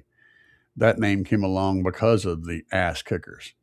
So Stillwater Designs built the ass kickers, which were a radiator, passive radiator, and a subwoofer in a box. And later on, the company ended up becoming Kicker, become their name. But yeah, when the company introduced the original Kicker box, one of the first consumer audio products to future, yeah, 100%. I'll go with that. Dropping to 7 or 8 volts to 4 volts preamp. Yes, it will. Depending on the amplifier, of course, some amplifiers can't handle 7 or 8 volts, but yes, it will make a difference. 100%. Panasonic had thrusters back in the day for home and passive radiators. Don't know about that one. If I had to guess, I'd say it's probably just another name for the same stuff. Yeah, 100% agree with that too. A charge pump. Okay. DC to DC converter that uses capacitors and switches to increase, decrease, or invert voltage efficiency without inductors. Okay. Yeah, I'm not familiar with that, but I'm familiar with DC to DC converters. And they make them, of course, you can use those, but they're always going to be rated to a certain amount of current throughput. And so you got to make sure you're not exceeding that. But yeah, let's see here. Oh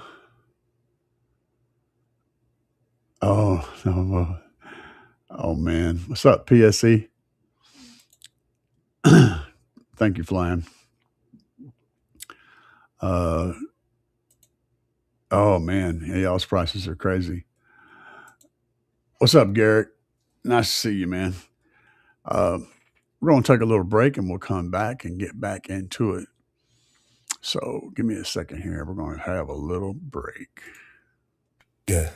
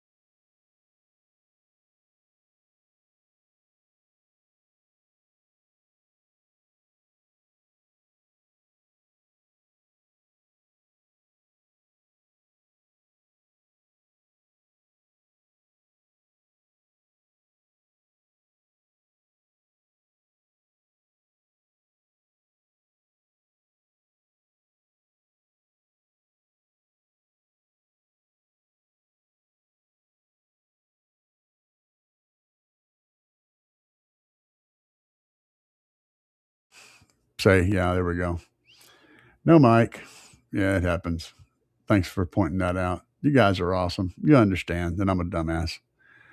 Anyway, PSE said I did lose weight, and I went on my happens all the time. Shadow page, you did. Oh, you assholes. Y'all love it. You guys are great though. Uh, um, I went on my weight loss plan was I went from 360 pounds down to right at 210. Then I had to. I got the cancer thing going on, so I had to. My whole life like changed up and I back up to. I got it back up to about 255. Now I'm back down to like 240. So I just stopped eating bread. No bread. Fat goes away. Bread is terrible.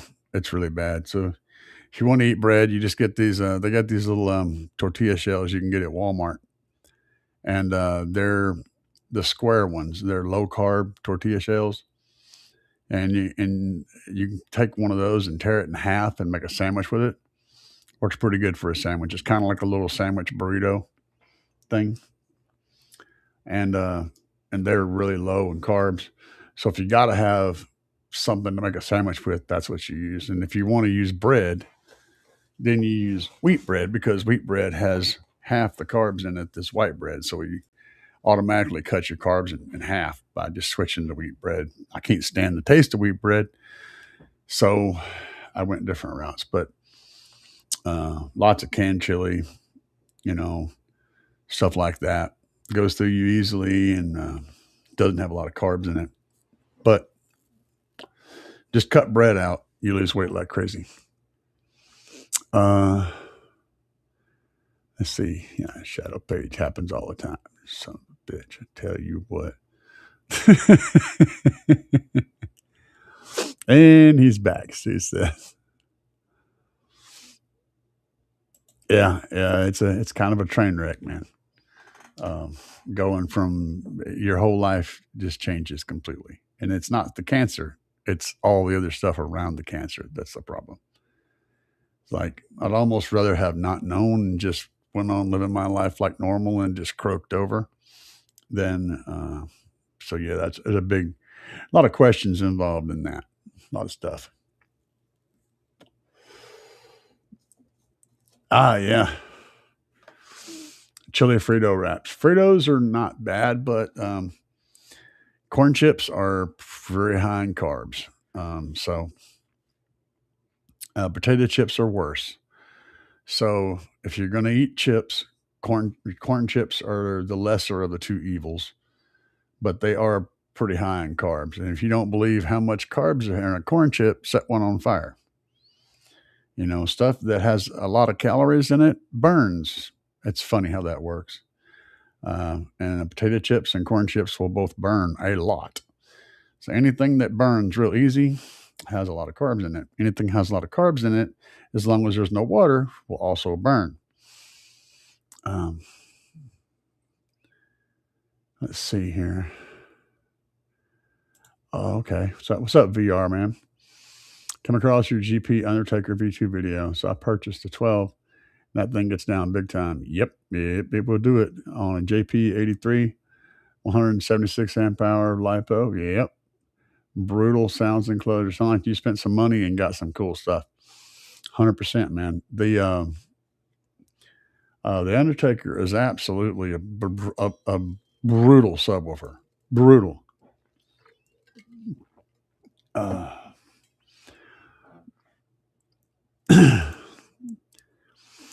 Thank you, man. What's up? CPT, what's up, man? So if you guys have questions, now is the time to ask those questions. I'm going to scan through a couple of things over here and see if I can find something cool, because I was going to pull something up for a minute ago and to show you guys, but I can't find what I'm looking for. So questions are now. Oh, last question, last upgrade. Our last demo before the upgrade. Let's see here. More jewels. I love jewels. Jewels are cool. Used to have a cat named Jewel. What's up, man? VR, thank you for the jewels, brother. I guess they show up there, but I was trying to figure out how to click. I can't click on them. It's like I can click on anybody's comment, but I can't click on the jewel comments. It's pretty weird. PSC says, I've decided to keep my crescendo bass clef 4K. Yeah, it's a good amp. And Symphony 800.4. Those sounds good. Solid. What's your thoughts on Glow Voltage? Been considering trying out the Series 2. I don't really have any thoughts on them. I haven't dug in deep because, like I said, things change. Like one battery builder will find, will get a whole bunch of cells and design a battery and start selling them. And then they'll run out of those cells and so they'll design a different battery and start selling it. So the things move as it moves from thing to thing. What's really cool right now in a week may not exist anymore.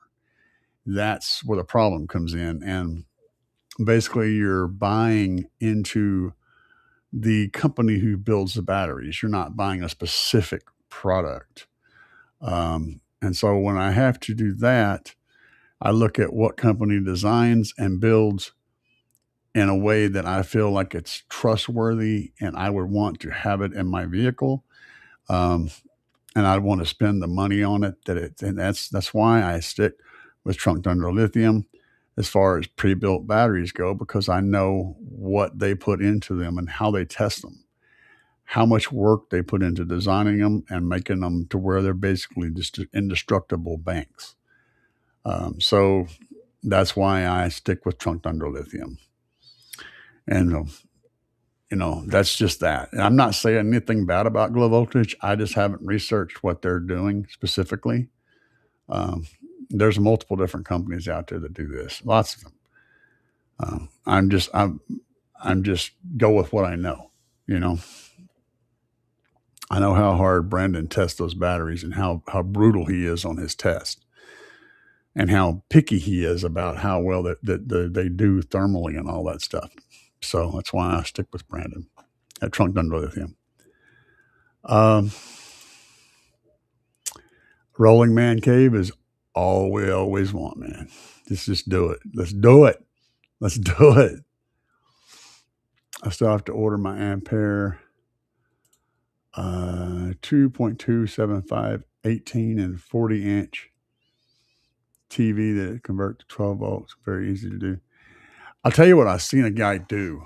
I don't have any video of it, but guys, this was freaking cool as shit.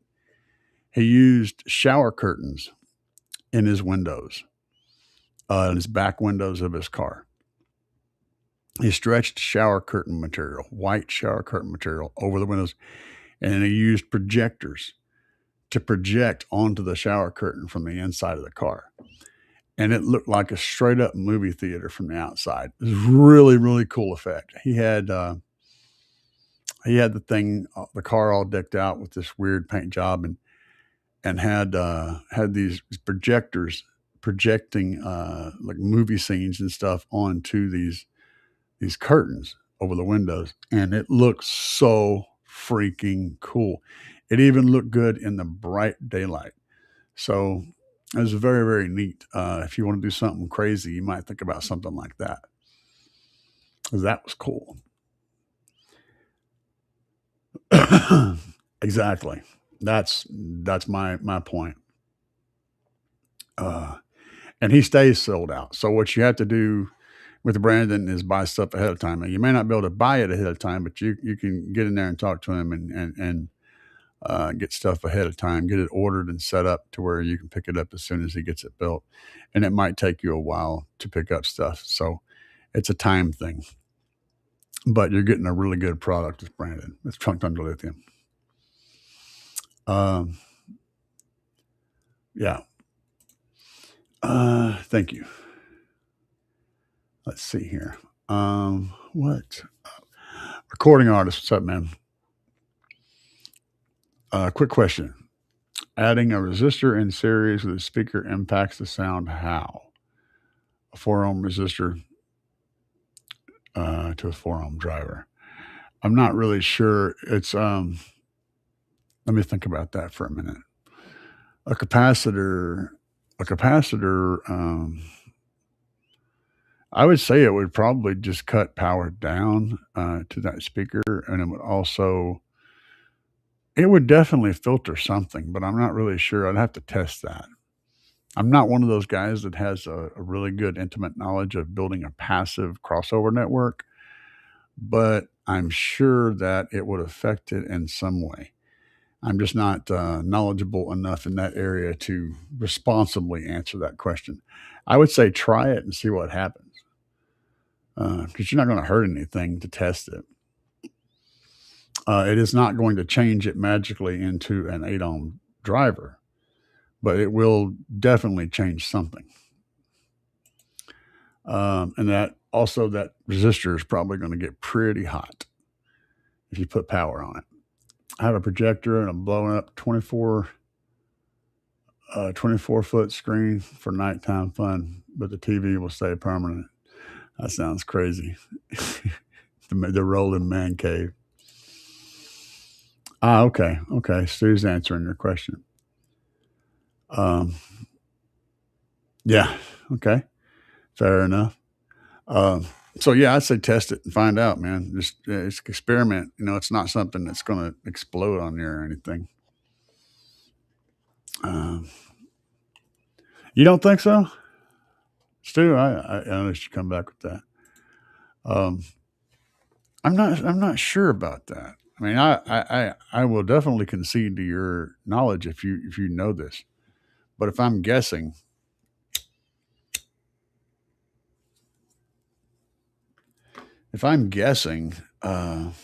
just guessing, I think something else would change, but I'm not really sure what. So yeah, I'm definitely not qualified to answer that. Stu, if Stu knows, listen to what he has to say. Be careful accepting them jewels. I think it's like when your first day of prison, there's a lot of Snickers laying on your bed.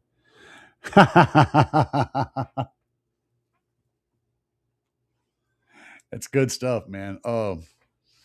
Yeah. Well, see, I here's the thing. I got you. Okay. I caught this too.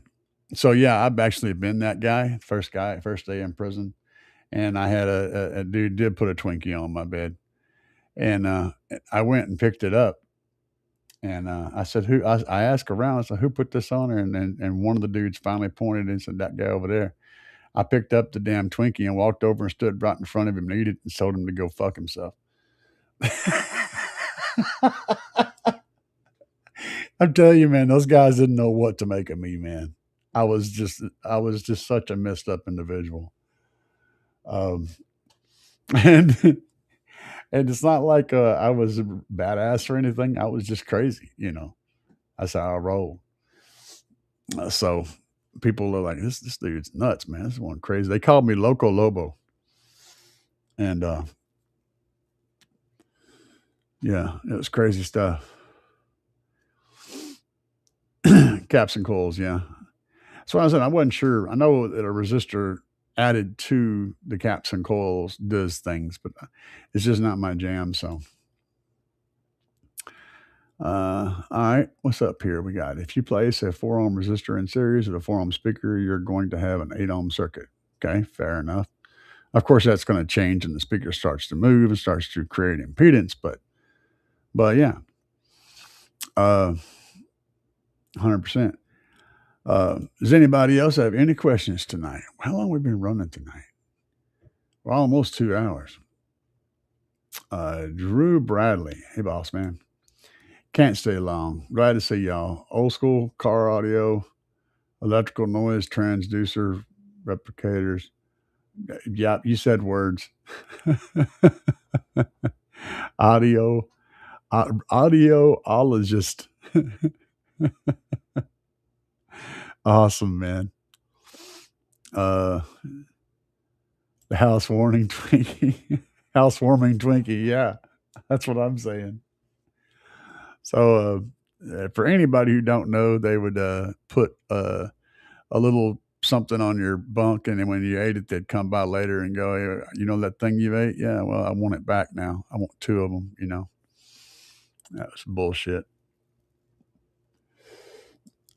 And, I was just so psychotic that everybody was kind of scared of me. Did I finish my doors? Yes, I did finish the doors. They are playing. And I'm messing around with different tunes right now.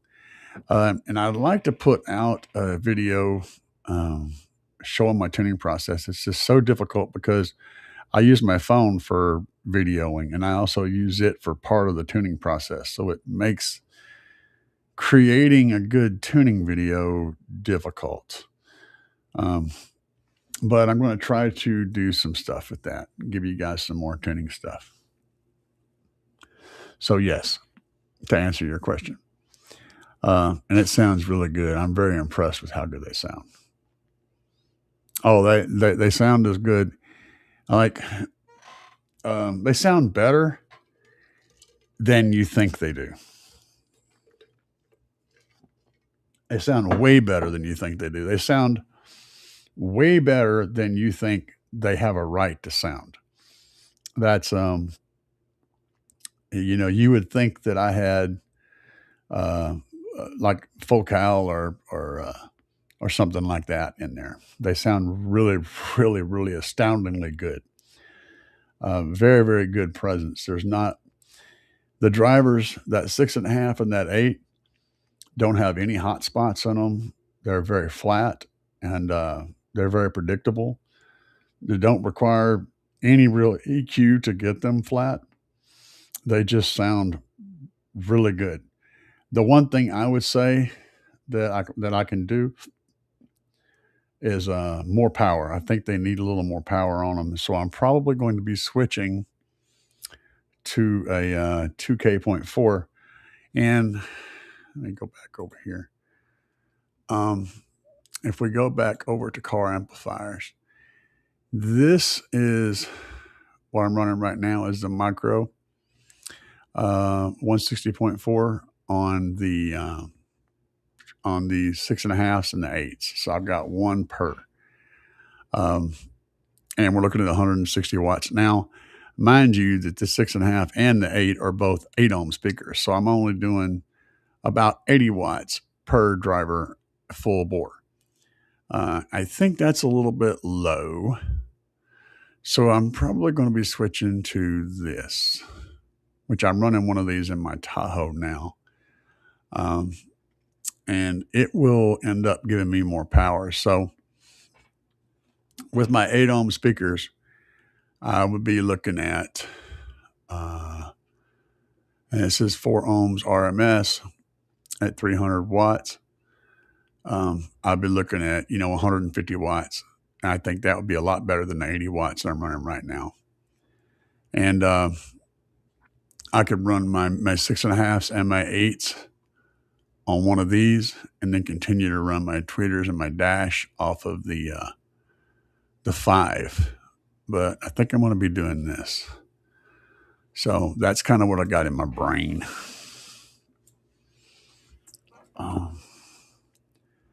Bobby says, yo, again. What's up, Bobby? Recording artist, I ran the DATs on a 2-way crossover and it showed increased resistance in the upper and lower range. Oh, okay, cool. But the crossover point stayed relatively flat. Hell yeah. That's what we're talking about. Doors look amazing in the vid today. Thank you. I'm going to have a better, I'm going to do an outside demo because you can kind of hear more about the power and the overall projection from outside. If I do a video inside the car, it only works at pretty low volumes because after a certain point, I start distorting the microphone. So outside tends to give you a better feel for what the car sounds like on the inside, which is strange, but it does. And it's very, very realistic. If you're inside the car Like I said, you would think there was thousands of dollars in speakers in those doors. Um, they sound absolutely amazing.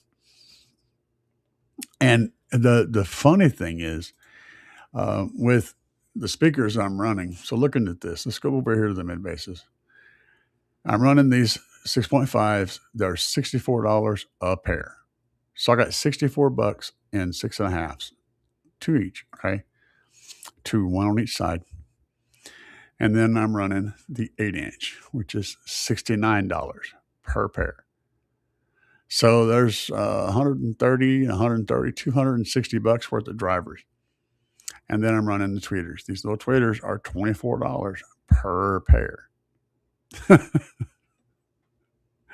So there's less than 300 bucks in speakers in those front doors. And dude, I'm telling you guys, you cannot, these things are amazing. They are amazing speakers, and they, the prices are great. And if you really want to get loud, you got these guys. This is per speaker, so it's 134 per speaker. That's the 12-inch with the Kevlar or whatever it is, cone and all that stuff. Absolutely crazy driver. I'm running these in my Tahoe in my doors. These and a set of these. So I got this guy in my Tahoe in the door. Which is $27 a piece, $28 a piece, and then a set of these in my Tahoes in the doors. That's it. That's what my Tahoe's playing for front stage. Now, if you guys have seen all the videos, you've seen all the crazy stuff my Tahoe does. What you're hearing is this and this. That's it. But yeah, you really can't go wrong with this setup. And these tweeters sound really good, by the way. They sound really, really good. I'm crossing them over at 5,000 hertz, and I'm crossing the slaps 6.5 over at 5,000 hertz. So it's handing off to the tweeters at 5K. And I'm bringing it in at 300 hertz, and I'm playing the 8s at 80 hertz to 300 hertz. So it's that combination is working extremely well. Yeah.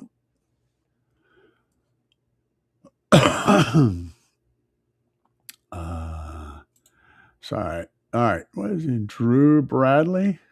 No, Craig, the video doesn't do any justice. It doesn't really. I'm working on my garage after having moved 2 years ago. I found a pair of Phoenix Gold 15-inch or 15 band.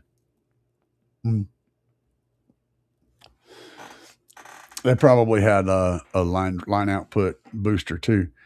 Those old line output deals would boost up to like 10 volts and shit. I loved them, man. I thought they sounded absolutely amazing having the voltage up that high. But things have changed, so oh, okay. Oh, I thought I lost you guys for a second. My computer went all weird. Drew said those things are from the 90s. I'm old. Yeah, man. I don't even talk about that shit no more. And people that were kids when I was young have got kids that are older than I was when their parents were kids. So they got kids that have kids. I mean, I have friends that have kids that have kids. That's that's messed up, dude. Like, yeah, someone who's like in their 40s is young enough to be my kid. The reactive components are going to determine the crossover points. Topology will determine the slopes. Gotcha. Sony ES. Ooh, the Sony ES. I'm using the Sony ES XS L1255G.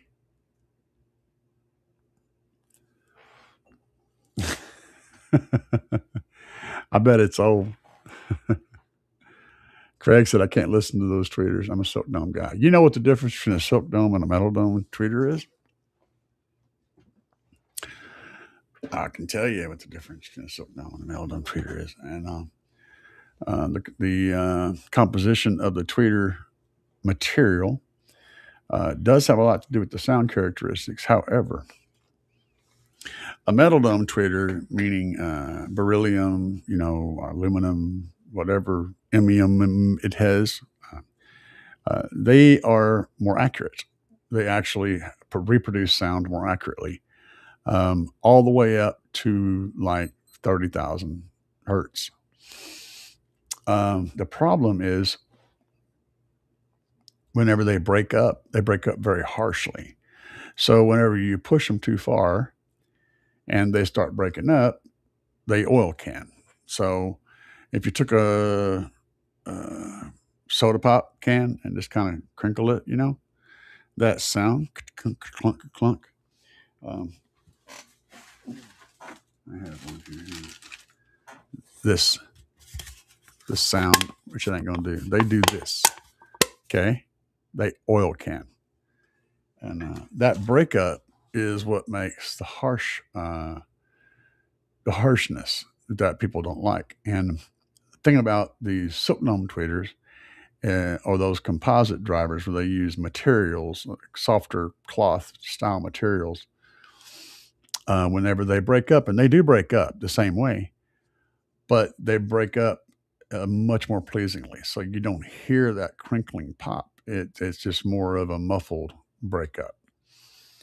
Well, also, this is the problem though. So that makes silk dome better, right? Well, the other thing is they break up sooner. So a metal tweeters will hold up longer and not break up as quickly, which means they produce highs much better than the silk domes do. The silk domes break up sooner and a lot more, but they also don't make much sound when they break up. So they sound like they have a natural roll off to them. And that's the difference between the two to your ear. You're basically, if you went over to your EQ and you slid that 20K down quite a bit and rolled off the top end of any of those tweeters or on a metal dome tweeter, it'll sound just like a silk dome tweeter. You roll off that highest part of it, it's going to sound like a silk dome. They'll sound the same. You couldn't tell the difference. The other thing about metal dome tweeters is they handle power better. Because the diaphragm itself acts like a heat sink. It's attached to the voice coil. So they're going to handle getting hot. They're going to handle that heat better. They're going to get rid of that heat better. So they're more accurate and they get rid of heat better, handle power better. But when they fail in an unpleasant way. Whereas silk domes fail earlier and sooner, but it's in a more pleasant way. And that's the difference. Interesting, right? Let's see what you had to say. See, that's what I said. Silk dome isn't as harsh. Metal has a ring tone. Yeah, and that's what I'm saying. It's not so much about. It is about the material, but it's not in the way you think. It's a different reasoning than what you think. So yeah, if you just push the EQ down on your tweeters on metal domes, and they sound exactly like a silk dome. But you can get more accuracy from a silk dome, and you can hold more power from metal domes. So they both have their purposes. For someone who's not wanting to really tweak the highs, who wants them to just sit there and not have to worry about them, silk dome's easy because it naturally has a roll off. They naturally roll off at around 18K because they break up and they don't work anymore. Which people tend to like that sound, whether they think they do or not. Metal domes do not do that. They will carry on and make in their stuff until they break up. When they break up, it's pretty harsh, and so you hear that. But there's my lesson on tweeters for the day, and I've done a lot of studying up on tweeters because that's a very interesting subject. And the same thing applies to all speakers. It just isn't as obvious on a lot of them because like that's why you don't see metal dome subwoofers. It's for the same reason. They still are more rigid and light and do all the things better, but when they do break up, When they do make a noise, it's very obvious. And you get that sound that I gave you with the oil can, with the Diet Coke can. You get that breakup, and it sounds really bad and really obvious when it's a subwoofer or when it's a speaker. It's not as bad and obvious on a tweeter, but it's still there. Metal is always going to be more accurate. It just doesn't fail as comfortably. Anybody else have any questions for me tonight? I'm about to go get down on some food. I think I'm going to eat some Salisbury steaks. Got to get that Salisbury steak thing going on. Thank you, sir. Thank you, guys. Y'all been awesome to have around tonight. And we are going to get the duck out of here. Yeah.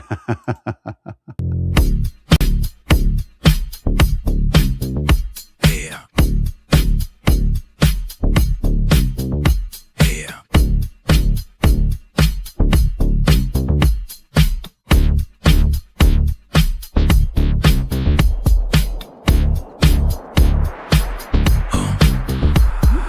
Out here banging up and down the street, slamming it to the ground. Big subwoofers are getting loud. You can feel the booming sound. Getting ready to go. Got it shined up for the show. Power's charging, amps are amping. Gonna let the woofers blow. Another one bites the dust. Another one bites the dust. And another one goes, and another one goes, and another one bites the dust. We got more at home. Another one bites the dust.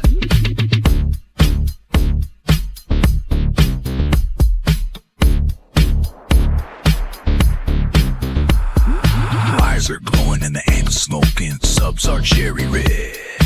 Let me keep jamming, gotta keep the bass slamming. Gonna go hard till they're dead. Full power, gotta let it go. 20 hertz in the floating air. Sparks are flying, voice coils are frying, and the smoke is in the air. Another one bites the dust. Another one bites the dust.